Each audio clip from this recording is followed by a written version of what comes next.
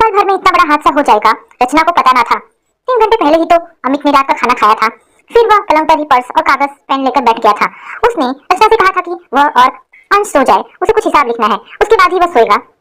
रचना जब सवेरे सोकर उठी तो उसने अमित को जगाना चाहा, पर यह क्या, उसका शरीर तो ठंडा पड़ चुका था। अमित का लिखा हिसाब पर्स में अभी तक रखा हुआ था। कल ही तो वह अपनी सैलरी लेकर आया था। एक कागज में राशन का खर्च लिखा था और उसकी रकम अलग रखी हुई थी। दूसरे कागज में अंश की स्कूल फीस व अन्य खर्चे लिखे थे और उनके लिए रुपए अलग कर दिए थे। अमित आखिरी प्लान बनाकर चला गया। उसने अपने खर्चों का, अपनी गाड़ी के पेट्रोल का और अपने जेब खर्च का कोई हिसाब नहीं लिखा था। शायद उसे मालूम हो गया कि अब इसकी जरूरत नहीं। रचना ने अमित का सूटकेस खोला। उसमें रखा सारा सामान जो का त्यों पड़ा था। एक एक चीज को अमित बड़े करीने से सजाकर रखता था। दफ्तर के कागजात रखने के लिए अलग ब्रीफकेस था। व्यक्तिगत चीजों का एक अलग रजिस्टर था जिसमें वह खुद के और रचना के नाम, इन्वेस्टमेंट, शेयर, डिबेंचरों, म्यूचुअल फंडों, जीवन बीमा पॉलिसियों और बैंकों में सावधि जमा के खाते आदि दर्ज कराता था। ऑफिस से आते ही वह यह रजिस्टर लेकर बैठ जाता था। कई बार रचना उसके इस काम से उठकर फटकार भी दिया करती थी। अमित बोलता, ये सब तो फ्यूचर के लिए है, मेरे लिए, तुम्हारे लिए और इस छोटे अंश के लिए। अमित को प्लान करने की आदत थी। बड़ी प्लानिंग, छोटी प्लानिंग और रोजमर्रा की प्लानिंग, यानी प्लान करना ही उसकी जिंदगी थी। वो कहा भी करता था, रचना बिना प्लानिंग की जिंदगी कुछ भी नहीं है। जितने दिन जियो अपने अनुसार जियो। ये जीवन बहुत छोटा होता है और कामों की श्रृंखला बहुत लंबी होती है। अपने सोचे हुए काम अगर पूरे नहीं हुए तो मन में मलाल रह जाता है। इसलिए कामों को चुनना है, जितने जरूरी लगे उतना ही पूरा करने की कोशिश करो, बाकी छोड़ो। वे तुम्हारे नहीं है, वे बस मोह है। इस मोह को त्यागना है। सचमुच तुमने तो मोह त्याग दिया अमित। अनायास रचना के मुख से निकला, तुमने प्लान किया मुझे अकेले छोड़ने का। ऐसा स्वार्थी तुम्हारा प्लान निकला। तुमने सिर्फ अपना प्लान किया, मेरी जिंदगी की भी प्लानिंग करके जाते। अपने पर्स को ऑफिस से आते ही अमित इसी सूटकेस में रख दिया करता था। सूटकेस खोलते ही रचना को वह पर्स मिल गया। धीरे से रचना ने पर्स खोला। एक रंगीन पासपोर्ट साइज में अमित का आइडेंटिटी कार्ड देखते ही उसकी आंखों से आंसू छलक आए। कहते हैं कि जीवन मरण प्रकृति के हाथ में है, आदमी चाहकर भी कुछ नहीं कर सकता। रचना सोचने लगी कि प्रकृति की यह कितनी बड़ी बेईमानी है। उसकी शादी हुए मात्र 6 साल ही तो बीते हैं। एक स्वयंवर की तरह उसने अमित के गले में वरमाला डाली थी। स्त्री पुरुष का संबंध क्या इतना क्षणिक होता है? अभी उसने जिंदगी देखी ही क्या है? क्यों प्रकृति ने उसका सुख चैन छीन लिया? उसका गुनाह ही क्या है? इस जन्म में तो नहीं तो क्या सचमुच कुछ जन्म और भी होते हैं? क्या किसी पूर्व जन्म का उसका किया कोई पाप है? लोग तो यही कहते हैं। रचना के मम्मी पापा ने उसे समझाया, बेटी पाप धर्म कुछ भी नहीं है। कौन कहता है कि तुम्हें किसी पाप का फल मिला है? बेटी, इस दुनिया में किसी को फूल मिलते हैं तो किसी को कांटे। जिसके हिस्से कांटे आते हैं वो संघर्षशील बन जाता है। जीवन तो एक संघर्ष है, इसको सहज रूप में लेना चाहिए। जो होना था वह हो गया। हिम्मत से काम लो बेटी, उठो, अपने को सहज बनाओ। कैसे सहज कर ले अपने को रचना? यह दुख क्या एक दिन का है जो सुबह होते ही दूर हो जाएगा, अथवा किसी दवा द्वारा छुटकारा मिल जाएगा? क्या विधवा से भी बड़ा कोई दुख होता है? एक स्त्री के लिए एक विधवा का क्या स्थान होता है इस समाज में वो खूब जानती है। रचना को अच्छी तरह याद है, गांव में उसके दूर के एक रिश्ते की भाभी हुआ करती थी जो बाल विधवा थी। लोगों ने उनका सिर मुंडवा दिया था। एक सादा धोती पहना करती थी वे। अपने अंधेरे कमरे से गांव के मंदिर तक का ही था उनका संसार। शादी विवाह के शुभ अवसर पर उनकी उपस्थिति की मनाही थी। उनकी छाया तक से लोग दूर भागते थे। रचना भी अब एक विधवा है। पति के दाह संस्कार के दिन सास ने उसके हाथ की चूड़ियां तोड़कर पानी में फेंक दी थी। बिंदी और माथे का सिंदूर धुल गया। वह सुहागन नहीं रही। लोग उससे घृणा करेंगे। घर से और समाज से कटकर रह जाएगी वह। अब तो यही उसका हश्र है। क्या वह इस स्थिति को स्वीकार कर ले? नहीं, यह एक बुजदिली होगी। वह नए जमाने की लड़की है। वह दुनिया का सामना करेगी। वह गांव की निरीह भाभी नहीं बनेगी।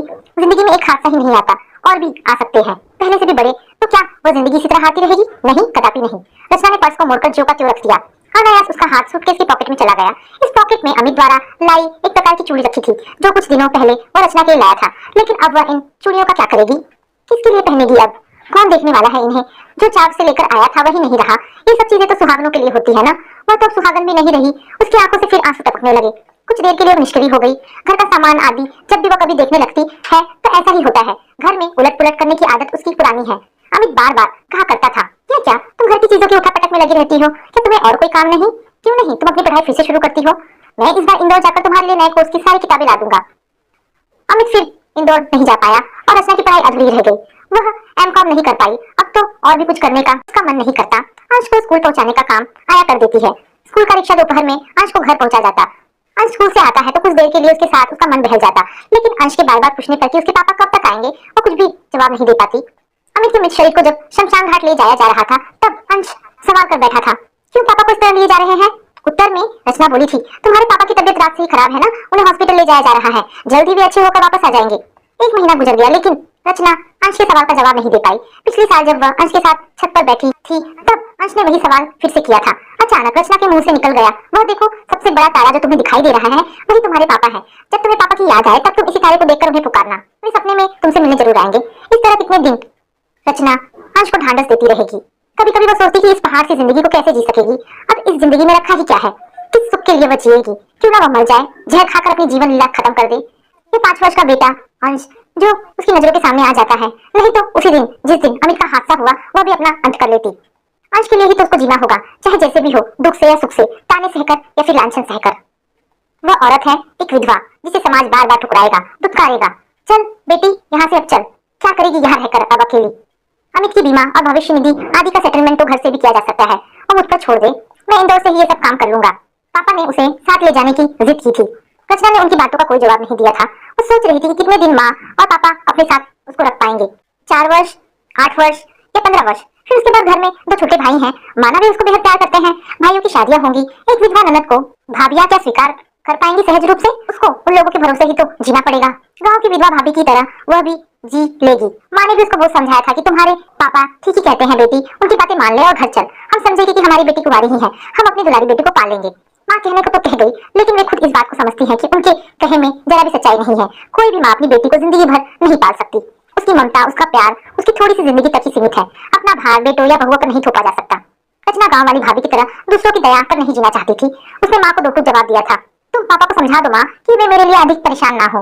वे खुद ही कितने कमजोर हैं, इतनी सोच फिक्र करने से उनकी सेहत और भी खराब हो जाएगी। मैं अपना दुख सहन करना सीख लूंगी माँ। रचना का जवाब सुनकर उसकी माँ की आंखें छलछला उठी थी। फिर उन्होंने रचना से साथ चलने को नहीं कहा। रचना ने बिंदियों के पैकेट से एक छोटी सी बिंदी निकाली और ड्रेसिंग टेबल के सामने खड़ी होकर अपने माथे पर लगा ली। कुछ देर के लिए उसे लगा कि जैसे उसने कोई गुनाह किया हो। फिर उसने अपने मन को समझाया, वह गांव वाली भाभी की तरह कभी नहीं बनेगी। ये बिंदिया तो अमित ने उसे बड़े प्यार से दी है, इन पर तो केवल उसी का अधिकार है। उसकी याद में वह इन्हें हमेशा अपने साथ रखेगी, चाहे लोग उसे कुछ भी कहे। ये कड़वे सच की तरह है, जिन्हें वो अमित के लिए जिंदगी भर सजो कर रखेगी। बिंदी वाले पैकेट को उसने फिर से वापस रख दिया। अचानक उसकी नजर अमित की कंपनी के प्रबंध निर्देशक द्वारा भेजे गए उस लिफाफे पर पड़ी, जो एक दिन पहले ही उसे मिला था। लिफाफा खोलकर उसने चिट्ठी निकाला और पढ़ने लगी। प्रबंध निदेशक ने लिखा था, अमित के असमय देहांत से कंपनी के हम सभी लोग दुख से स्तब्ध रह गए हैं। आप पर क्या गुजरती होगी इसे हम अच्छी तरह समझते हैं। हम आपसे अनुरोध करते हैं कि अमित की जगह लेकर आप कंपनी की सेवा में आ जाए। आपका समय भी कट जाएगा और हमें खुशी होगी कि हमने अपने पूर्व कर्मचारी के परिवार के लिए कुछ किया है। रचना कुछ क्षण सोचती रही और उसने फिर निर्णय ले लिया कि वह नौकरी जरूर ज्वाइन करेगी। बिना देर किए उसने सूटकेस से साड़ी निकाली और ड्रेसिंग टेबल के सामने आकर खड़ी हो गई। सिल्क की साड़ी में वह खूबसूरत दिख रही थी। जैसे ही उसने माथे पर बिंदी लगाई, उसे लगा जैसे गहरे अंधेरे के बाद उजाला हो गया हो। अमित का ऑफिस वाला बैग उसने अपने हाथ में उठाया और माँ को कहा, माँ पापा से कह देना मैं उनके साथ नहीं जा सकती, मैंने अपना राह चुन लिया है, मैं अमित की कंपनी ज्वाइन कर रही हूँ। माँ रचना को एकटक देखती रही, उसके माथे की बिंदी और चेहरे के तेज भाव को। रचना का वह दूसरा ही रूप था, जिसे देखकर माँ के मन में कौतूहल के साथ एक अज्ञात डर पैदा हो गया। पता नहीं लड़की क्या करेगी, घर बाहर किस प्रकार रहना चाहिए इसे मालूम नहीं। कुदरत ने उसे शानो शौकत, खान पान, रहन सहन और सामान्य ढंग से जीने का हक छीन लिया है। क्या वह नहीं जानती कुदरत ने ही उसके साथ खिलवाड़ किया है? तब सच को छिपाने से क्या फायदा? अपने धर्म और परिवार का ख्याल रखना पड़ेगा।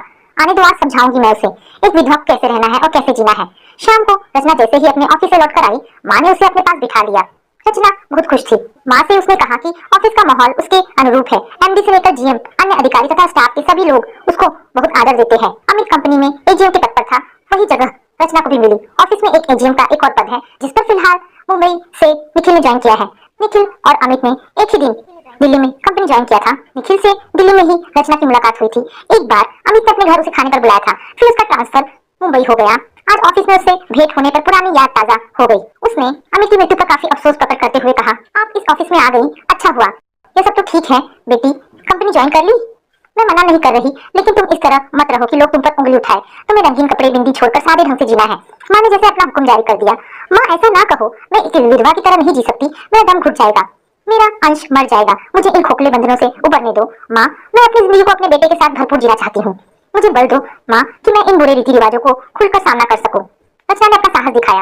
ये कैसे होगा बेटी, मैं मान भी जाऊं, लेकिन तुम्हारे पापा, अपना धर्म या समाज हमें सुख सहन से नहीं रहने देगा। उसकी चिंता तुम मत करो माँ, हमें ढंग से जीने का पूरा हक है। जो धर्म हमें अपने पद से बिगा दे उसे हम नहीं मानते, और यह समाज जो खुद कुरीतियों के दलदल में फंसा हुआ है उसकी हम क्यों सुनेंगे? हम जैसा करेंगे समाज वैसा ही बनेगा। माँ ने फिर कोई जवाब नहीं दिया। शायद रचना की बातों का उन पर अनुकूल असर हुआ। फिर समझने लगे कि जमाना अब बदल गया है, नए विचारों का साथ देने में ही अब भलाई है। वक्त के साथ पुराने पत्ते झड़ते गए और उसकी जगह नए पत्ते मुस्कुराने लगे। रचना के भीतर भी नई नई कोपलें उगाई। ऑफिस में रचना का मन लगने लगा। वहाँ काम करने वाले सभी सहकर्मी से उसकी दोस्ती बढ़ गई, खासकर निखिल से। एक दिन निखिल को उसने अपने घर बुलाकर माँ से भी मिलाया। माँ ने उत्सुकतावश उससे पूछ ही लिया कि वह कहाँ का रहने वाला है, उसके घर पर कौन कौन है तथा वह किस बिरादरी का है।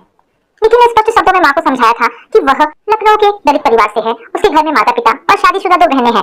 वैसे हम खांटी हिंदू हैं, लेकिन किसी दत्यानुस धर्म या नीति से बंधे नहीं हैं। हमारा परिवार एक उन्मुक्त परिवार है, उसमें दुनिया की सभी जातियां और धर्म समाहित है। इंसानियत ही हमारी जाति है और वही हमारा धर्म है।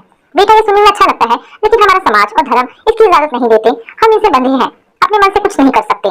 माँ जी, आप लोगों को कुछ नहीं करना, करने वाले तो हम लोग हैं ही। आप बुजुर्ग लोग बस स्वीकारते जाइए, समाज और धर्म में बदलाव अपने आप आ जाएगा। ठीक है बेटा। माँ जी, आपने स्वीकार कर लिया, फिलहाल बस इतना ही काफी है। निखिल बोलकर जैसे निश्चिंत हो गया। एक दिन आखिर निखिल ने रचना के सामने विवाह का प्रस्ताव रख ही दिया। इस पर रचना ने कहा, मेरे साथ मेरा 5 वर्ष का बेटा अंश भी है। निखिल, क्या तुम उसे स्वीकार करोगे? ऐसा क्यों बोलती हो? अंश तुम्हारा बेटा है तो वह मेरा भी बेटा है। हमारे लिए एक बच्चा काफी है, अब और की हमें जरूरत नहीं। मुझ जैसी एक बच्चे की माँ और विधवा औरत से तुम शादी के लिए तैयार हो गए निखिल, ये तुम्हारा बड़प्पन है। अरे तुम्हारी तुलना में मेरा बड़प्पन कोई मतलब नहीं रखता। रचना, तुम जैसी उच्च खानदान की लड़की एक दलित से संबंध करने को तैयार हो गई, इस पर आज ही नहीं आने वाली पीढ़ी भी नाज करेगी। धर्म, समाज और जातिवाद की कुरीतियों पर जो तुमने कुठाराघात करने का साहस किया है वह प्रशंसनीय है। आखिर दोनों की सहमति मिल गई और एक दिन ऑफिस के सही कर्मियों के साथ दोनों ने कोर्ट में शादी कर ली। माँ ने जाना तो रचना से बस इतना ही कहा कि मैं तो मान गई, लेकिन तुम्हारे पापा बर्दाश्त नहीं करेंगे और धर्म समाज से तुम्हें जिंदगी भर लड़ना पड़ेगा। रचना ने माँ को साथ रहने के लिए मना लिया। सोचा माँ साथ रहेगी तो पापा जरूर आएंगे और किसी भी तरह उन्हें वह मना ही लेगी। ये सोचकर ही रचना के भीतर एक खुशी की लहर दौड़ पड़ी। रचना ने अपने ऊपर लगने वाले विधवा के थप्पे का अंत कर दिया। कोई अब उसको विधवा नहीं कह सकता, वो सदा सुहागन रहेगी। अब उसकी और कोई उंगली नहीं उठा सकेगा। तो दोस्तों, ये कहानी यहाँ पर समाप्त होती है। आशा करती हूँ कहानी आपको पसंद आई होगी। अगर कहानी पसंद आई है तो प्लीज इसे लाइक एंड शेयर करें। धन्यवाद दोस्तों। ऐसी ढेरों पारिवारिक और शिक्षाप्रद कहानी सुनने के लिए हमारे चैनल को प्लीज सब्सक्राइब करें।